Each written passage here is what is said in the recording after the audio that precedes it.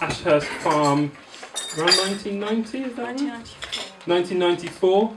And they have been growing organic veg ever since. They run a veg box scheme, do local farmers markets, all kinds of things. So I will let Colette talk a little bit about her story and a bit about their experiences at Ashurst Organics. So please welcome Colette.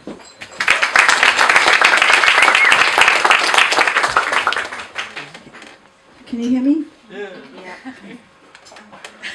I will warm to this, but forgive the nerves. It was short notice, but I really wanted to do it and come here because I just really loved the concept of share your story. Not so that I could whinge on and just talk about me, but because there's something really important about sharing stories in terms of communication. It's the key, to all things. And as an organic grower, when you're sort of pitched against the global food system and not doing, if you're going against the grain, you sometimes don't feel heard, and you sometimes feel people's perception of you is different to what your motivations are and what your perception of why you're doing what you're doing is. So it's nice to do that. But on a general scale, just communication, being heard in all walks of life. You saw in South Africa, the reconciliation, just in Northern Ireland, the power of really hearing someone else's story, and in a way it's going to be a bit of a theme of what I'm trying to say here, because I'm trying to talk about the bigger picture in a way of where organic fits in. I have got a bit about us as well, but the bigger picture of organic is where I suppose I get a lot of the passion to do what I do. I mean, I could just grow veg and sell it, but to me it is more than that, and that's what gives me the passion and drives, I'm sure, any organic farmer, any farmer, to be honest, even if they're conventional, they're often driven by something. They definitely have a passion, but if you're an organic farmer, you have an even more passion, because weed killers, what a brilliant idea. But if you're crawling along on your hands and knees, hand weeding, you have to have passion. It is a calling, but there is other bigger pictures. Anyway, up there, if you can see, are some pictures of our farm, just to prove really that I am who I say I am, and that we do it. And we grow over sort of 50 different varieties of vegetable, and do a box scheme, and that's what we've been doing since 1994. And the box schemes were invented because there's a sort of unofficial community-supported agriculture. There wasn't that many places people could sell organic veg 30, 40 years ago, so they were a great way of saying, having a ready-made market. People had just agreed to buy what you could grow, and you get it all fresh, and there's lots of advantages. Planting out on the tractor, polytunnel full of seedlings. We raise everything from seedling, or mostly planted out. So if you can imagine, sowing the seeds, pricking out, planting out, hand weeding, hand picking, hand packing, delivering. For each vegetable, they're handcrafted vegetables, and this is one of the carrot harvest days we had years ago, probably 2005, I think. No, 2006. And it's just a lot of our scheme members coming out, and they did an hour's harvesting, and you can see what you can do with lots of people. You can fill a whole apple bin full of carrots. And then we all went down to one of the lower fields, and just everyone brought a dish, and you just have a party. And that's another thing about being a local producer and having a scheme membership, is that it's not just a consumer-producer agreement. It's more than that. They're part of the farm, and they really feel part of it, and they come out and we have fun, and they use the space, and it's a relationship, and that's quite key as well. Tomatoes. Oh yeah, this is the 20-year celebration. We had a big celebration of our 20-year anniversary. This is the youth marrow hurling champion. receiving his golden marrow as an award. Marrow hurling, I know there's probably lots of people in the audience, Adam's here. I did try and give him our marrows that year, but everyone has marrows at the same time. So hurling a few is not a problem. Anyone who's grown courgettes will know this to be true. There's only so many marrows anyone can eat. And nothing is wasted in an organic system because they just go back into the ground. We are all compost in the making, and so is everything. Oh, a box carrying contest. So yeah, it's. Oh yeah, I put this in case you think it's all fun and games, because it's not. We are living our dream. It was our dream. We've lived it. I've been blessed. But there are times when the dream is a nightmare, and I can laugh at it, but there are times when it's not a laughing matter. It's horrible. Okay, should I get there yet? I just want to, this is where I go off-piste and start getting bigger picture. I don't know if I'm going to be able to string a sentence together. I don't know if I'll say what I really want to say. But if I say something and it resonates, then hopefully I've done something. Okay. Just before I tell my story, I'm just going to tell briefly Edward Carpenter's story. He was a Brighton boy. He was born in the 1840s in Brighton, Brunswick Square, I think. And he was a Victorian man, but he was not a starchy shirt, top hat type colonial empire building, bridge building Victorian. He was not a capitalist. He was one of the big thinkers. He was a political theorist. He was gay. He went to India. He was a mystic. He was about as un-Victorian as you could possibly get. So he was living at a time when he was looking at the world from a completely different place. He was like the first hippie, and he was 100 years before his time. And he said something like, "Your view depends upon where on the mountain you are standing." And this is a bit like the share your story thing. Is on the mountain, I've done a very technical diagram there. Your view of the world depends on where on the mountain you're standing. We've all got different perspectives, and somebody can say something and you can interpret it completely differently. Even the person you share your duvet with might see the world very differently to where you are. So understanding what you're actually saying when you're saying it, and from your perspective, is the golden communication thing, which is again why I wanted to come to share your story. So just keep that in mind. That diagram. That we're all on the same mountain, but we have very different perspectives sometimes. So the 1940s, the founding of the Soil Association, they're our certifying body. The 1940s happened, the war, post-war, everyone was really hungry, rationing. Everyone wanted mass food to feed poor people.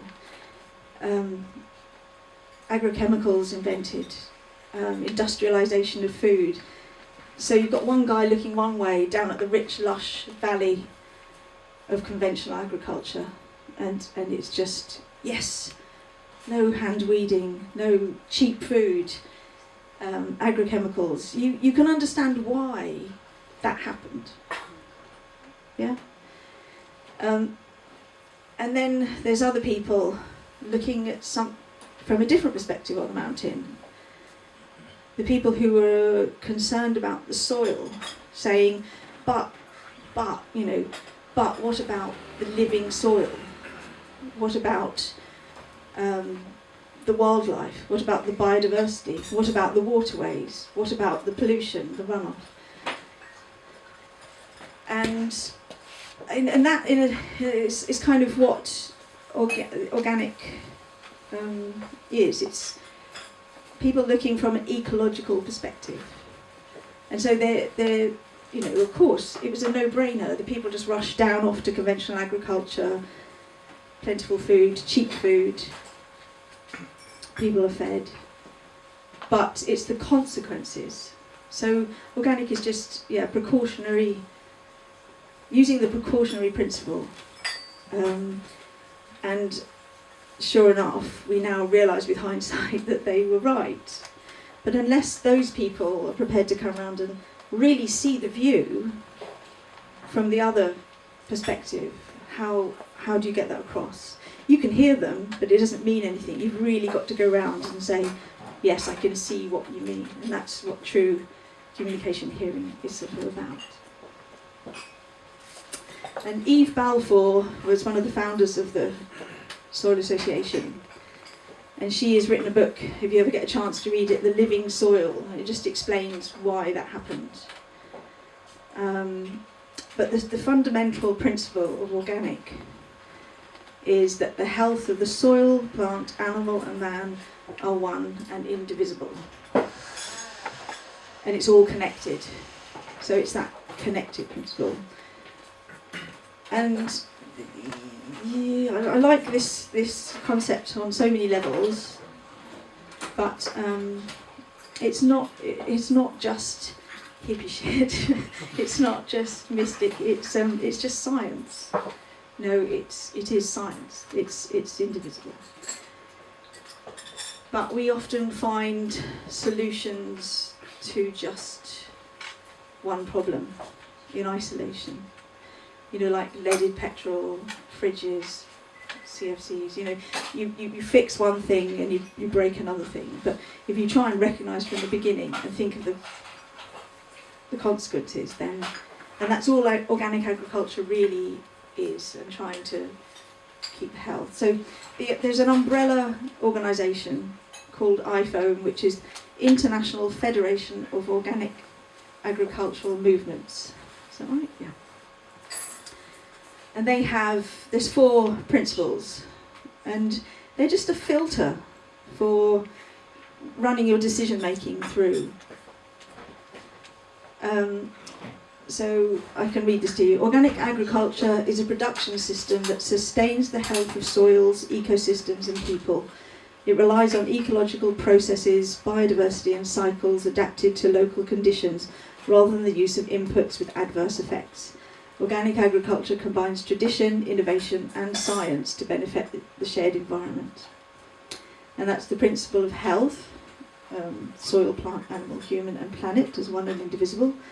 The principle of ecology, sort of emulating natural systems and cycles and helping to sustain them. Principle of care, that we engage the precautionary principle in a responsible manner. And the principle of fairness should build upon relationships that ensure fairness with regard to the common environment and life opportunities. Fairness is characterised by equity, respect, justice and stewardship of the shared world, both among people and in their relations to other living beings. So, okay, so my journey, where do I fit into all this? I'm astounded by the demographic here. You all seem, to me, because I'm old, quite young, which is great, but I had my youth in the 80s, which was not so great, not so much fun. But something happened in the 80s. And I mean, I grew up on the Isle of Wight, so I consider myself a country girl, but I wasn't really a country girl. And then I went to Liverpool when I left to go to study sociology. And if you knew anything about that time, 80s Liverpool sociology, that would say something to you, loony lefty, because Liverpool was the last bastion of left-wing thinking. It was terribly corrupt left-wing thinking, as it turned out, so they weren't going to save us. But we were in the thick of Thatcher's revolution, which we have all been living through and you still see it now. For better and for worse, I'm not someone who is a loony lefty. In fact, I've always been in my heart, I suppose, green thinking, ecologist, and a bit of a liberal, in that, like that diagram, being able to see both sides, I think is a very important thing, that often the solutions will come from all over. But what happened? We'd discuss things. We'd look at things from the socialist perspective, the capitalist perspective, the Marxist perspective, the market perspective, and what happened was we were always wondering why the revolution hadn't happened. Why hadn't Marx and Engels and Kropotkin and how had capitalism won through? Why hadn't the working classes made things fairer? Why did it always lose? And yeah, why hadn't the revolution happened? There was a revolution happening, but it was Thatcher's revolution. It wasn't the one we expected to happen. And what happened was, the thinking was that, and I remember a seminar in it, someone came and said, no, the working class aren't stupid, there's no dominant ideology, there's no lies. People choose to read The Sun. People choose to do this, do that. And with free market thinking, with the neoliberal paradigm and market economics, monetarism, consumer choice became democracy. I don't know if that means anything to you, but people believed that if you're in a market economy, your consumer choice is how you affect your power and how you change the world, which is true to a certain extent, but it makes the market decide. And that's fine if the market is a very principled, altruistic thinking thing, but very often it's not, because all of us are based, we do have self-interest. But there was also this ethos of individualism. The main priority was just profit, just go for profit, and that was seen as very admirable. You know, there was a sketch on TV at the time, Harry Enfield doing loads of money. You're probably all too young to remember that. And one of her famous quotes, one of Margaret Thatcher's famous quotes was, "There's no such thing as society, only individuals." Which from an ecological perspective is a bit bonkers, because there's not just definitely society, there is also an environment. Yeah, you had to be there. But you've been living through it, I suppose, and I have to say, life was good for a while after that, because people had more money. We sold off all the sort of national treasures and privatised them, and with all the money that came in from the city, we shut down UK farming, we shut down steel, loads of industry, and we just made money. We've all been living on that credit, that sort of not quite real production. We've all been consumers, and it's been great, and even I wouldn't have the farm if Peter hadn't made some money out of the sale of a house. So we've benefited from it, and we've all remained quiet because it's been good. But then the credit crunch happened. Oh yes, I also wrote a play once. This is midlife crisis extraordinaire. But yes, I wrote a play. There it is. But I'm trying to explain that it was commissioned by Thurrock Borough Council, who were building Blue Water, the retail. I've never been there. Retail park in Kent. When I was young, especially on the Isle of Wight, supermarkets were not super. They were just shops with boxes on the floor sometimes, and you tripped over them. Please, I'm nodding. And trainers were called plimsolls. And so this play, it was commissioned by the people building this retail park, a whole city devoted to consumerism. And it was because of that. We wrote a play about, for the youth theatre, about consumerism, and how, as a species, we almost need to consume, or the young people needed to consume in order to mate. Because you had to have the trainers, you had to have the gear, you had to have money. And if you were born in the 60s like me, then you just got by with plimsolls. It's fine. But it was in the research of doing that that I suddenly got really hooked on the ecological perspective. My flatmate got a letter from a friend saying they were taking on Charles Dowding's organic market garden in Somerset. I just read it and just said, that's what I want to do. It'd never been in my, didn't even know you could get jobs like that. So, but I knew, so that's how it felt like a calling. And I'd been going out with a love rat, and I was broken-hearted.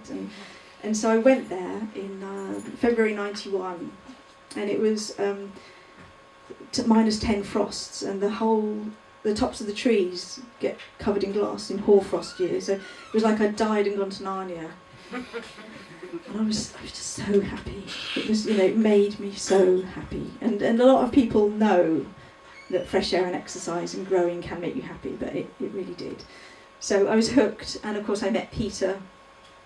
And then 3 years later, we got our own piece of land here,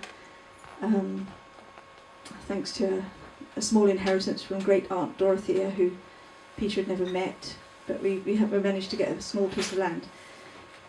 And we were lucky, because one of the other effects of Thatcher's revolution has been that the market has meant that land is now completely unaffordable. And what I'm finding now is this groundswell of young people who really want to do what I did, but they can't, because land is in the hands of the market, and the market is the market is in the hands of land is in the hands of the market, and it's good for portfolios and building. But for us, we had no working capital, none. We lived in a caravan for 9 years, but they were really good times. I also had a baby in the first year, thinking I could just strap it to my back and carry on. So we made it so difficult for ourselves. But when you have a passion to do something, you do it. And I remember thinking I won't get a lottery ticket, because that was invented at about the same time, in case I win, because it would have taken my quest away, which sounds mad, but it is mad. Don't do that. So anyway, in the mid-90s, it was good. We just got on with growing, just living day to day. There was organic conversion payments, soil association very active. Everyone wanted organic. Organic was the buzzword.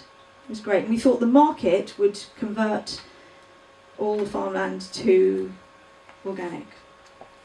And then the backlash happened, which also coincided with the climate getting more and more difficult, to grow. But basically, organic had become a dirty word, and you'll probably recognise that. That's probably within your lifetime.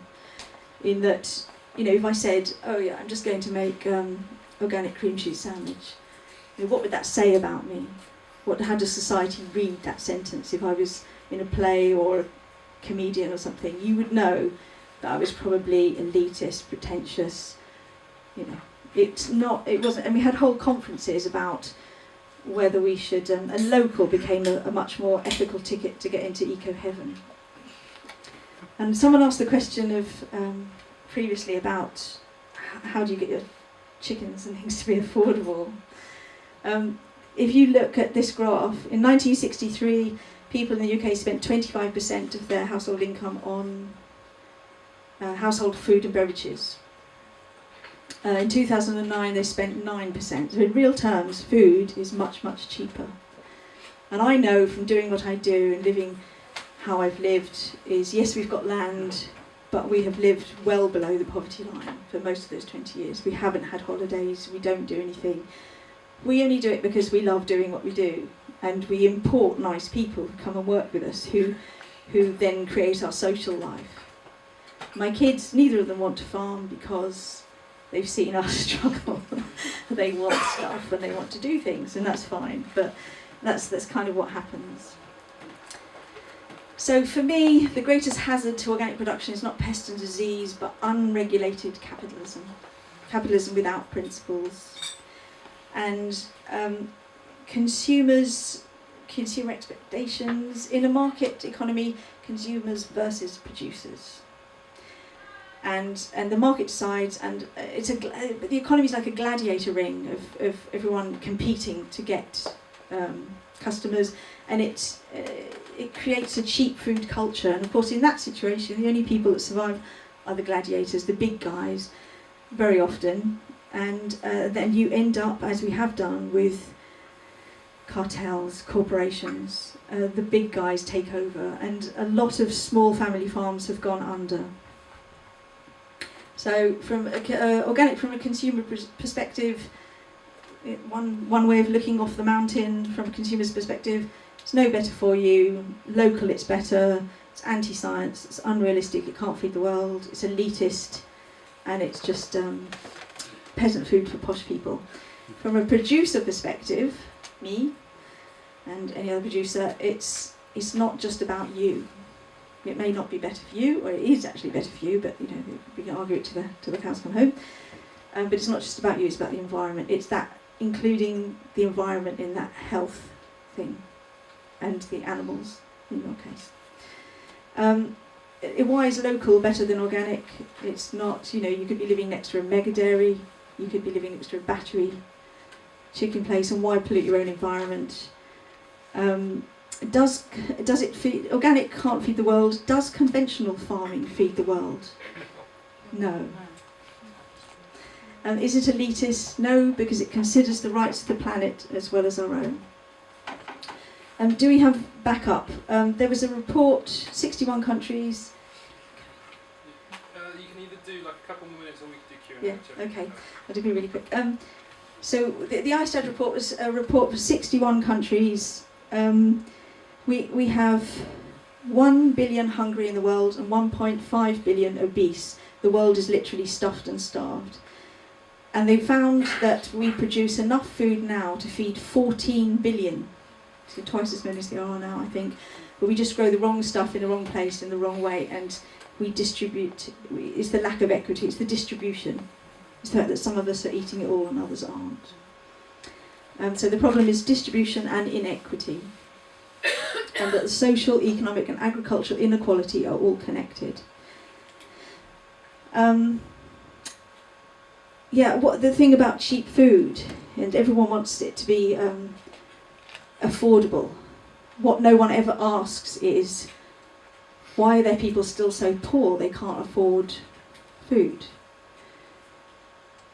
Meaning, if there was greater equity in the world, if there weren't such big differences between rich and poor, everyone could afford 50p, a couple of pound more on their food.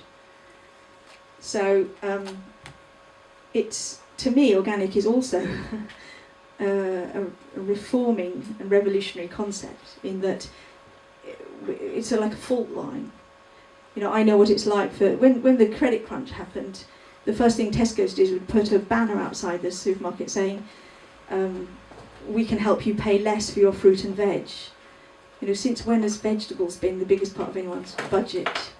And it's what's cheap food is an opiate of the masses in a way, because if you can keep your people fed, then they're not going to be angry or start asking for more equity.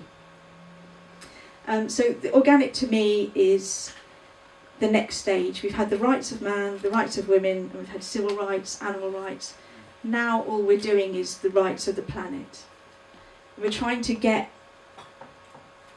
the planet's needs and the soil's needs and the environment's needs alongside our own to be considered. So to me, organic is that we are the last great levellers championing the rights of the planet. And we need a human food system that supports the collective long-term health of all living systems. And the one thing that happened when that crisis happened was that you think, oh, this is unfair, this is wrong, I've just been doing my thing, and why is it so difficult?